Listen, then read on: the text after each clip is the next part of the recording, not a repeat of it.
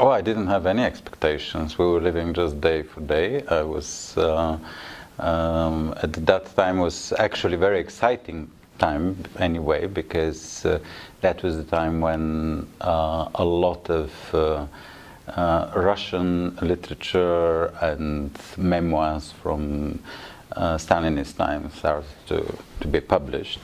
I was working in a literary magazine which was republishing them in Bulgarian, and on 10th of November I was in Moscow, and I didn't have any expectations. I was just excited about all the things that we can get from there, the various manuscripts and things, and publish them here. And I went to a friend of mine who is a very good architect, Moscow architect, and at 8 o'clock we went to watch the television, Vremya, I think was called, and they started the program with Bulgaria rather than with Berlin. So when they said Bulgaria, and then the expectations started to come. And my Russian friend had a Polish friend who was huge, and he just grabbed me and hugged me and started crying, and you said, "You have no idea what that means," and I didn't.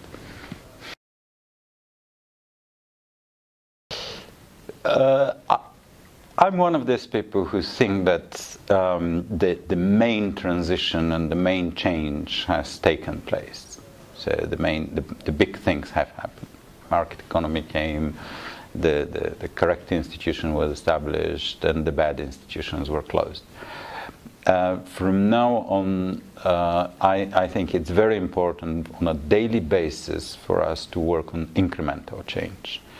So the time for the dramatic revolutionary transition is over, but the time for but we're very late with the incremental transition. So every day we have to find ways of improving the justice system, finding ways of improving the way our media works or is monitored, and so on. But I wouldn't recommend some drastic, dramatic, fundamental change. Well, I think civic and both, in a way, are self-motivated and self-driven. So it's not for anybody to suggest one or the other. I mean, if I was Chinese politician, then I can think and decide whether tomorrow there will be more civic freedom or more economic freedom, and what kind of freedom will drop to the people. In European countries, especially countries in the European Union, these things are happening spontaneously, and it's very important for us not to try to block them in one or another way. The civic empowerment is something that you cannot block unless you apply some drastic measures, really drastic measures. It's very different with the economic empowerment, because economy needs freedom, which government and institutions should work for this freedom all the time, very actively. And that's where we're lagging behind badly. It is very important, no question about that. We have to learn and understand the past, but we're very bad in understanding past in Bulgaria. Bulgaria is a country that you cannot talk about history. Just try talking about the April uprising to see what will happen to you.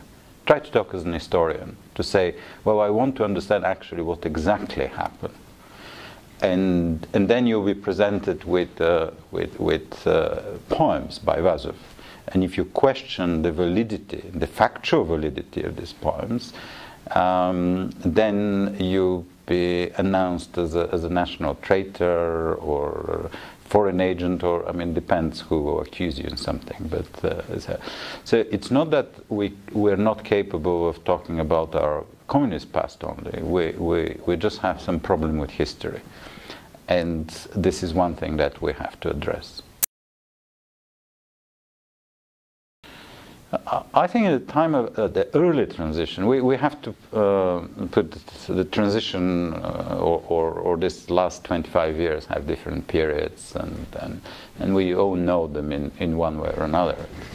We can define them in different ways. I think at the very beginning, the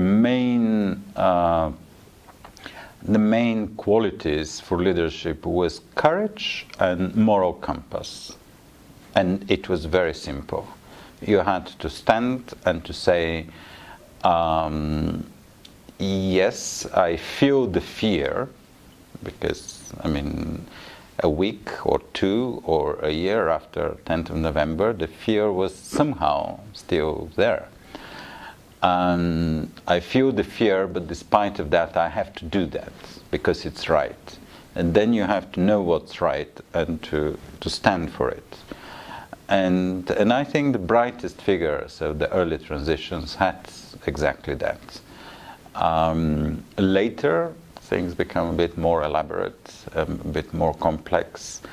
And as we see now, 25 years later, we have a very interesting government, which is for the first time in Parliament, we have 8 coalitions, which represent God knows how many parties. But it's remarkable that these 8 coalitions, 4 of them managed to form a government and somehow to understand each other. We'll see how long that will last. But that as an achievement is, I think, is a great achievement.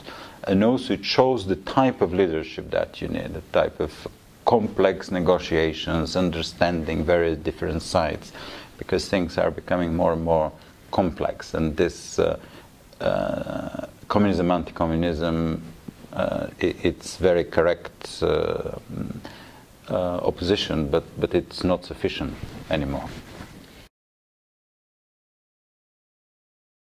Countries that are at the beginning of their democratic transitions, if we look at, for instance, countries in North Africa, Tunisia, Egypt, well, in Egypt things kind of went into reverse, but that type of early transition. One of the things is not to think a little bit more about the economy, to think a little bit more about what's possible and what's not possible and what works, and not to believe that a new constitution creates a new country. One of the most interesting lessons, I think, for Bulgaria was the Bulgarian constitution which needs a lot of repairing and a lot of editing, because there are strange things in the constitution. For instance, in the constitution there is a point which defines what is traditional. That's a contradiction. I mean, you can't say what's traditional. Like the Orthodox faith is the traditional faith, or church is the traditional church. Either it's traditional or it's not traditional. You can't set that by law. So there are these little things, lots of things, wrong things. And there are some other wrong things or odd things. For instance, like the definition that the requirement that you can't establish political parties on religious or ethnic base. I mean, this is nonsense, because at the moment you establish a party, you can call it whatever you want, and it can be whatever base you want to be, and then it's just not an honest party by definition. So it's much better to be, in my view, to be the Turkish party, and the Turkish party is the Turkish party, rather than to be the party of I don't know, the Blue Mountains, and then to be the I don't know, the Japanese party, in fact. So that's one thing. the other very funny thing with the Bulgarian constitution, the Bulgarian constitution restricts the presidential mandate to only people who have lived in Bulgaria for 5 years before. That was specifically defined for not to allow Simeon II to become president. Well, what happened? Because of that restriction, he became prime minister. And obviously prime minister is much more stronger and powerful position. So by not thinking properly when this constitution was developed, and by trying to address issues of the day, then later, probably 10 years or 20 years later, you can have quite a serious defect in the system. So I would advise don't believe so much in the new constitution. Yeah, certainly if a country is inside the European Union, there are quite a lot of rules, and these rules are fairly strict, and we benefit enormously from these rules.